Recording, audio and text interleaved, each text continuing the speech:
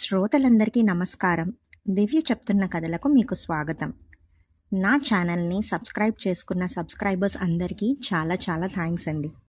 ఇకపోతే కొత్తగా నా ఛానల్ని చూసిన వారు, నా ఛానల్లో కథలు వినటానికి కొత్తగా వచ్చిన వాళ్ళు తప్పకుండా సబ్స్క్రైబ్ చేసుకొని నా ప్రతి కథకి లైక్ చేస్తారని నేను కోరుకుంటున్నాను. మీరిచ్చే లైక్ నాకు చాలా మోటివేటింగ్గా ఉంటుంది. ఇంకా చక్కటి కథలతో మీ ముందుకు రాగలను. ఇకపోతే ఇవాళ ఇంకొక చక్కటి కథతో మీ ముందుకు వచ్చేసాను. ఇంకెందుకు ఆలస్యం, వినిపించేయమంటారా?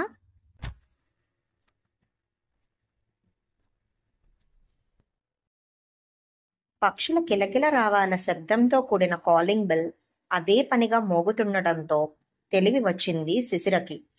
ఇంకా బద్ధకంగా మత్తుగా ఉండటంతో లేవాలనిపించక పక్కనే పడుకొని నిద్రపోతున్న చైతన్యని, చైతూ చూడెవరో కాలింగ్ బెల్ కొడుతున్నారు అంటూ చేత్తో తట్టింది.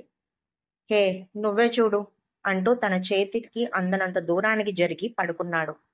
దాంతో కోపం వచ్చిన శిశిర కాలింగ్ బెల్ సౌండ్ వినపడకుండా తలగడ చెవులకు అడ్డంగా పెట్టేసుకొని తను కూడా లేవకుండా పంతంగా పడుకుంది. మరో 2 సార్లు ఆ బెల్ మోగి మోగి ఆగిపోయి ఈసారి శిశిర సెల్ రింగ్ అవ్వడం మొదలైంది. ఓ గాడ్ అని విసుక్కుంటూనే తీసి చూసుకుంది. అందులో సర్వెంట్ మెయిడ్ కాలింగ్ అని రావటం చూసి చికాకు పడుతూనే ఆన్ చేసింది. అటు నుండి, ఏంటమ్మా ఎన్నిసార్లు బెల్ కొట్టినా తీరు, ఎప్పుడొచ్చినా ఉండరు విసుగ్గా అంది పని మనిషి. ఇంత పొద్దున్నే, అది ఆదివారం రావాల్సిన అవసరం ఏమిటి, కాసేపు అయ్యాక రావచ్చుగా అని శిశిర కూడా విసుక్కోవటంతో, పొద్దునేంటమ్మా 11 అవుతుంటే మళ్ళీ మళ్ళీ అన్నిసార్లు రాలేను, ఇష్టమైతే చేయించుకోండి, లేకపోతే నా జీతం నాకు ఇయ్యండి, పని మానేస్తాను అని అటు నుండి గట్టిగా మాట్లాడేసరికి శిశిర కూడా కోపం వచ్చింది. మానేస్తే మానేయ్ అనేసేదే గాని తక్కువ గత 4-5 రోజులుగా సింక్ నిండా నిండిపోయిన అంట్ల గిన్నెలు, మాసిన బట్టలతో నిండిపోయిన బాల్కనీ గుర్తు వచ్చి బలవంతంగా లేచి వెళ్లి తలుపు తీసి ఆ తర్వాత వాష్రూమ్కి వెళ్ళింది. పని మనిషి చేసే శబ్దాలకు చైతన్య కూడా లేచేశాడు. ఫ్రెష్ అయి వచ్చి స్టవ్ మీద పాలు పెట్టి ఫ్రిడ్జ్లోంచి బ్రెడ్ బటర్ తీసుకుని హాల్లోకి వెళ్ళి కూర్చుంది శిశిర. చైతన్య కూడా బ్రష్ చేసుకుని అక్కడికి వచ్చి కూర్చున్నాడు. ఇద్దరూ బ్రెడ్ తింటూ సెల్ ఫోన్లో మునిగిపోయారు. పని మనిషి పని చేసుకుని వెళ్ళిపోయింది కూడా గ్రహించుకోలేదు. ఈలోగా ఘాటైన మాడు వాసన రావటంతో అప్పుడు గుర్తొచ్చింది శిశిరకి పాలు స్టవ్ మీద పెట్టిన సంగతి. వెంటనే పరిగెత్తుకు వెళ్ళింది. స్టవ్ నిండా ఒలికిపోయిన పాలను, మాడిన గిన్నెను చూసి వాటినో తిట్టుకొని స్టవ్ ఆపేసి అలా ఎక్కడ వాటిని అక్కడే వదిలేసి బయటకు వచ్చేసింది. ఆ సంగతి కూడా గ్రహించలేదు చైతన్య. ఈలోగా ఎవరో ఫ్రెండ్స్ ఫోన్ చేసి మూవీ టికెట్స్ బుక్ చేశాం రమ్మనడంతో వెంటనే ఇద్దరూ రెడీ అయిపోయి డోర్ లాక్ చేసుకుని వెళ్ళిపోయారు. శిశిర చైతన్యలకు వివాహమై ఇంచుమించు 1 ఏడాది కావస్తోంది. ఇద్దరూ మంచి చదువులే చదువుకొని ఉద్యోగాలు చేస్తున్నారు. ఇద్దరూ ఇంట్లో అతి గారాంగా పెరిగిన వారే. కావాల్సినట్లు ఉంటూ కావాల్సినది తింటూ వీకెండ్స్ పార్టీలతో ఫ్రెండ్స్తో ఎంజాయ్ చేయటమే వాళ్ళకి తెలిసిన జీవితం. అయితే రోజులు ఎప్పుడూ ఒకేలా ఉండవు కదా. అవి నడుస్తూ తెలియని వాళ్ళకి అన్నీ తెలియచెప్తూ జీవితంలో రకరకాల కోణాలని స్పృశింపజేస్తాయి. ఎప్పటిలాగే ఓ వీకెండ్ లేట్ నైట్ పార్టీలో ఎంజాయ్ చేసి వచ్చి పడుకున్నారిద్దరు. మరి అక్కడ ఫుడ్లో తేడా వచ్చిందో ఏమో కానీ తెల్లారేసరికి ఇద్దరికీ వాంతులు విరోచనాలు పట్టుకున్నాయి. అవి అంతకంతకు పెరిగి ఇద్దరు హాస్పిటల్లో అడ్మిట్ కావాల్సి వచ్చింది. విషయం తెలిసి ఇద్దరి తల్లిదండ్రులు వెంటనే బయలుదేరి వచ్చేశారు. హాస్పిటల్ నుండి డిశ్చార్జ్ అయ్యి ఇంటికి వచ్చాక తండ్రులిద్దరూ వెళ్లిపోయి తల్లులున్నారు. ఇంటి నిండా ఎక్కడికక్కడ మోపుల్లా ఉన్న మాసిన బట్టలు, అట్టలు కట్టేసి బంకలా అంటుకుపోతున్న స్టవ్, వంటగది, దుమ్ము ధూళితో ఉన్న గదులు, పాకుడు పట్టి జారిపోతూ కంపు కొట్టేస్తున్న బాత్రూముల మీద పడింది వాళ్ళ దృష్టి. వెంటనే ఇద్దరూ కొంగు బిగించి పని మనిషి సాయం తీసుకొని ఆ ఇంటినంతటినీ ప్రక్షాళన చేసే పనిలో పడ్డారు. అలా చేస్తూ చేస్తూ ఒకానొక సమయంలో విసుగు వచ్చిన చైతన్య తల్లి, ఏమిటమ్మా శిశిర, ఇలాగా ఇంటి నుంచుకునేది, శుభ్రం చేసుకోవద్దు అంటూ మందలించింది కోడల్ని. ఆ మాటల్ని కోడలు పట్టించుకున్నా పట్టించుకోకపోయినా కోడలి తల్లి మాత్రం వెంటనే పట్టించుకొని, అంత చదువుకొని ఉద్యోగం చేస్తూ అంత సంపాదిస్తున్నది ఇల్లు శుభ్రం చేస్తూ కూర్చోవడానికి వదిన గారు, అయినా మీ అబ్బాయి ఆఫీస్ నుంచి మా పిల్ల కంటే 1 గంట ముందే వచ్చి 1 గంట ఆలస్యంగా వెళ్తాడు కదా, తను చేయొచ్చు కదా అంటూ సాగదీసింది. భలే చెప్తున్నారు, మా వాడు మా ఇంట్లో లేక పుట్టిన ఏకైక మగపిల్లాడు, మా వంశోద్ధారకుడు. మంచినీళ్లు కూడా చేతికి అందిస్తాం. అటువంటిది పెళ్ళయ్యాక కాఫీ నేనే కలుపుకొని తాగుతున్నానమ్మా అని ఫోన్ చేసి చెప్తూ ఉంటే కడుపు తరుక్కుపోతుంది అని అప్పటికప్పుడు చెమర్చిన కళ్ళను తుడుచుకుంటూ ఎంతో బాధగా చెప్పింది చైతన్య తల్లి. మా పిల్లని మేమేం గాలికి పెంచలేదు. మీరింకా మంచినీళ్ళు చేతికిచ్చేవారేమో. నేనైతే చేతులు కందిపోతాయని నేనే తాగించి తినిపించేదాన్ని. అలాంటిది మొన్నోసారి ఫోన్ చేసి దోశలు వేస్తుంటే చెయ్యి కాలిందమ్మా అంటూ చెప్పేసరికి నా గుండె కోసినంత పనైంది. ఏ స్విగ్గీలోనూ ఆర్డర్ పెట్టుకోక అంత ఉద్యోగం చేస్తూ కూడా దోశలు పోసుకుంటూ చేతులు కాల్చుకోవాల్సిన కర్మ నీకేమిటే అంటూ రోజుల్లా తిడుతూనే ఉన్నాను అంటూ శిశిర తల్లి ఒకంత ఎక్కువ చేసి చెప్పింది. మరి అది సంగతి. ఆడపిల్లలకి కాస్త పని పాట నేర్పక ఇలా పెంచబట్టే ఈ కొంపెలా తగలడింది అంటూ శృతి మించి నోరు పారేసుకుంది చైతన్య తల్లి. ఇక అంతే. ఏమిటి వదిన గారు నా పెంపకాన్ని ఎత్తి చూపుతున్నారు? చదువుకునే రోజుల్లోనే మీ కూతురు ఎవరితోనే లేచిపోయింది అన్న విషయం మాకు తెలియదు అనుకోకండి. మరి మీ పెంపకాన్ని ఏమనుకోవాలి? అన్నీ తెలిసి సంబంధం కలుపుకున్నందుకు మా చెప్పుతో మేమే కొట్టుకోవాలి అనేసింది శిశిర తల్లి. దాంతో చైతన్య తల్లి, ఎప్పుడో 10 ఏళ్ల క్రితం జరిగిన దాన్ని ఇప్పుడు తోడుతున్నారు. అలా చూసుకుంటే మీ శిశిరికి మా వాడిని కన్నా ముందే ఎంగేజ్మెంట్ అయిందని, వాడితో కొన్నాళ్లు తిరిగిందని, అక్కడ వ్యవహారం చెడి మా దగ్గరికి వచ్చారని తెలిసి మరీ చేసుకున్నాం. అందుకు మాకు ఈ శాస్తి జరగాల్సిందే అంటూ తోక తొక్కిన త్రాచులా లేచింది. ఇలా ఇద్దరూ శృతిమించిపోతుండటంతో అటు చైతన్య శిశిర కూడా అంత నీరసంలోనూ లేచి వచ్చి ఎవరి తల్లిని వాళ్ళు చెరో గదిలోకి లాక్కుపోయారు. ఇక అప్పటి నుండి ఆ ఇద్దరు తల్లుల మధ్య మాటల యుద్ధం మొదలైంది. అది రోజు రోజుకి పెరుగుతూనే ఉంది. బాబు చైతన్య, కొంచెం అది అందుకో, ఇది అందుకో అంటూ అతని తల్లి చూస్తూ ఉండగా పని చెప్తూ శిశిర తల్లి రెచ్చగొడుతూ ఉంటే దానికి ప్రతీకారంగా, అమ్మా శిశిర, కాస్త కూర తరిగి పెట్టమ్మా, కాఫీ కల్పమ్మా అంటూ చైతన్య తల్లి కోడలికి వాళ్ళమ్మ చూస్తుండగా పనులు చెప్పి కక్ష తెచ్చుకుంటుండేది. ఒకరోజు ఏదో ఆఫీస్ వర్క్ సీరియస్ గా చేసుకుంటున్న చైతన్య దగ్గరికి శిశిర తల్లి వచ్చి, బాబు చైతు, పొద్దున పని మనిషి రాలేదు, కాస్త వాషింగ్ మిషన్ లో బట్టలు వేసేయి అని చెప్పింది. అది విన్న చైతన్య తల్లి, ఇంట్లో ఇంతమంది ఆడవాళ్ళం ఉంటే పనిమాలా వెళ్లి అల్లుడికి బట్టలు ఉతకమని చెప్తావా? నువ్వు అసలు ఆడదానివేనా అంటూ శివాలెత్తేసింది. అసలే కొద్ది రోజులు లీవ్ లో ఉండిపోవటంతో ఆఫీస్ వర్క్ ఎక్కువై చికాకులో ఉన్నాడేమో చైతన్య కూడా అత్తగారి ధోరణి కోపాన్ని తెచ్చిపెట్టింది.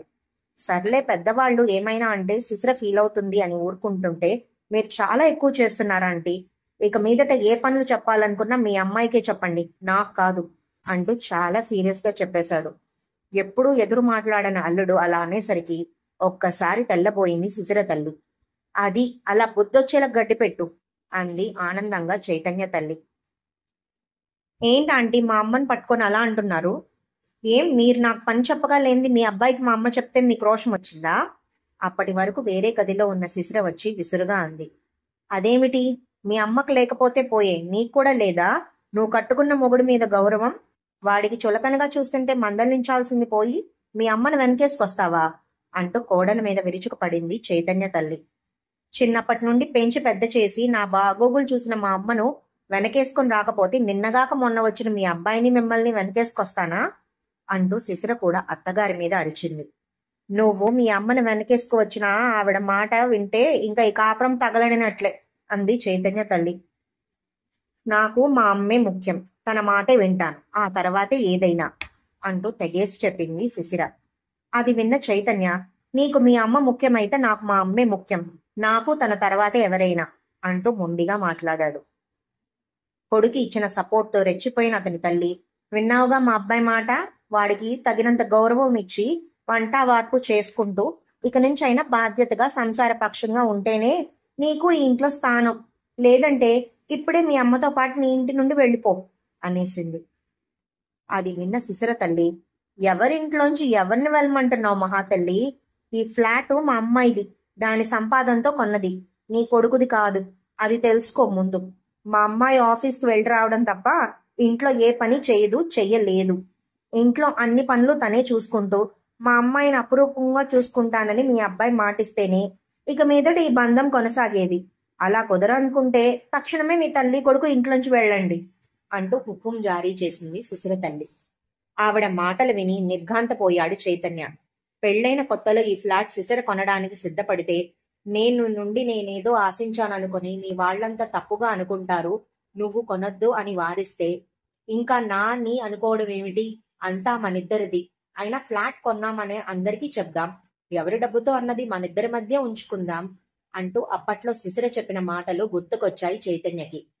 ఎవ్వరికీ చెప్పం అని తనతో అబద్ధం చెప్పి తన తల్లితో అంతా చెప్పిందన్నమాట అని గ్రహించిన చైతన్యకి తన తల్లి మాటల్లో పూర్తి న్యాయం ఉంది అనిపించేసి, ఇంతకాలం శిశిర ఆమె తల్లి తనను వెర్రి వాజమ్మగా లెక్క కట్టారని భావించి శిశిరను అసహించుకొని ఆ క్షణంలోనే తన తల్లిని తీసుకుని ఇంట్లోంచి వెళ్లిపోయాడు. ఓ 6 నెలలు ఆ ఇంటి మీద కాకి ఈ ఇంటి మీద వాలలేదు.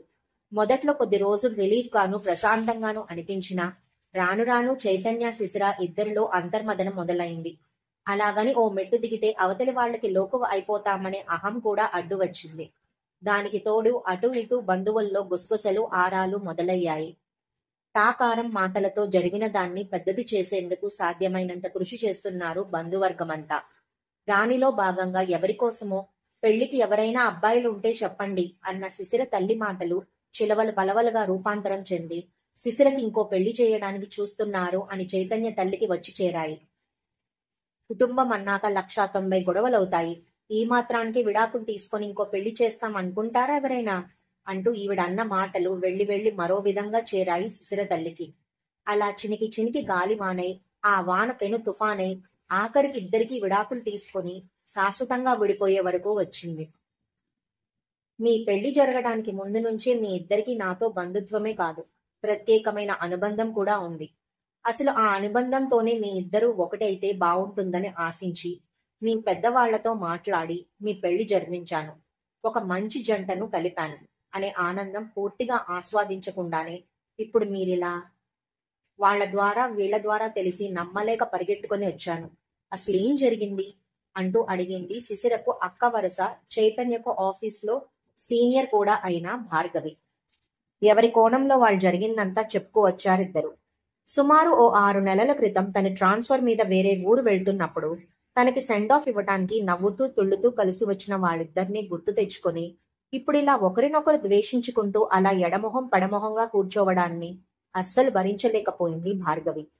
నా మాట మీద గౌరవంతో పిలవగానే నా దగ్గరికి వచ్చారు. అలాగే రేపు ఒక్కసారి నా మాట విని నాతో రండి, ఒక దగ్గరికి తీసుకువెళ్తాను మీ ఇద్దరిని అంటూ చెప్పి వాళ్ళిద్దరినీ మర్నాడు సిటీకి దూరంగా ఉన్న ఓ ఫామ్ హౌస్ కి తీసుకువెళ్ళింది. చుట్టూ రకరకాల పూల ముక్కలతో అందమైన లాన్ మధ్యలో కుటీరాన్ని తలపించే ఆకృతిలో ఉన్న చిన్న ఇల్లు అది. లాన్ లోనే కబుర్లు చెప్పుకుంటూ కుర్చీలలో కూర్చొని ఉన్నారు ఒక వృద్ధ జంట. రండి రండి, మీకోసమే చూస్తున్నాం అంటూ వీళ్ళని నవ్వుతో ఆహ్వానించారు.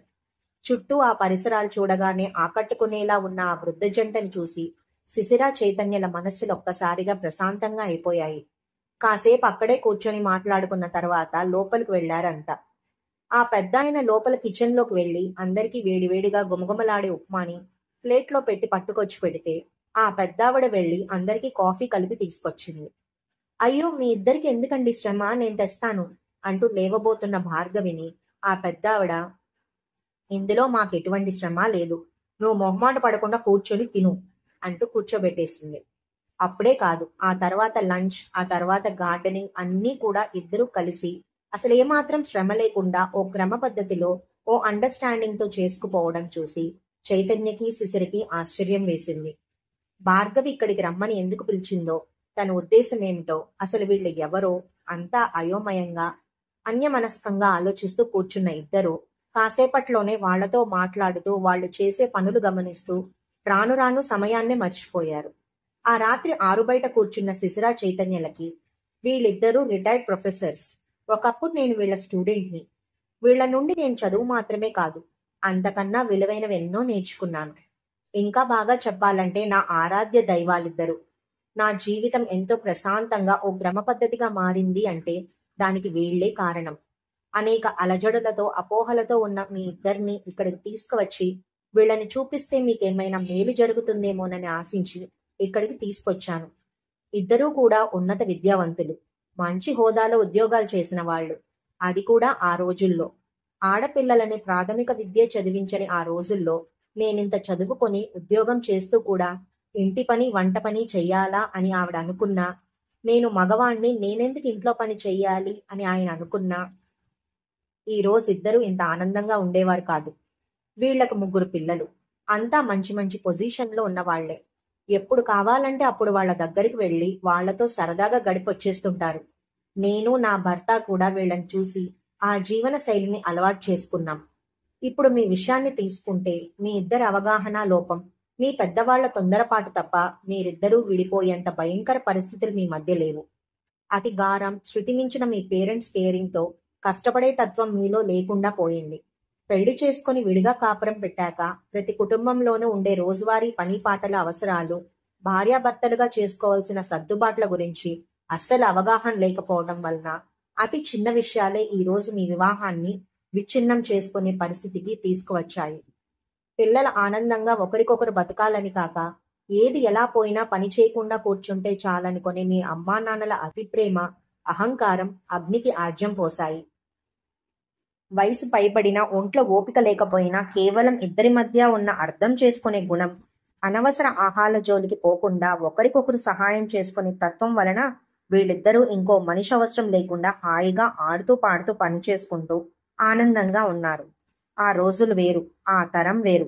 నిజమే, పూర్తిగా వాళ్లలాగా ఉండలేకపోయినా కాస్తైనా వీళ్ళని చూసి నేర్చుకొని ఏ విధంగా విడిపోవాలి అని కాకుండా ఏ విధంగా కలిసి ఆనందంగా జీవించాలి అనే దిశగా మీరిద్దరూ అడుగులు వేస్తే మంచిదని నా అభిప్రాయం అంటూ నెమ్మదిగా చెప్పింది భార్గవి. ఆ మర్నాడు ఉదయమే శిశిర, చైతన్యలిద్దరూ దూరంగా పూల మొక్కల మధ్య కూర్చొని మాట్లాడుకుంటూ ఉండటం చూసి మంచి మార్పుకి పునాదులు పడుతున్నాయన్నమాట అనుకుని సంతోషించింది. ఈ కథ ఇక్కడితో సమాప్తమండి.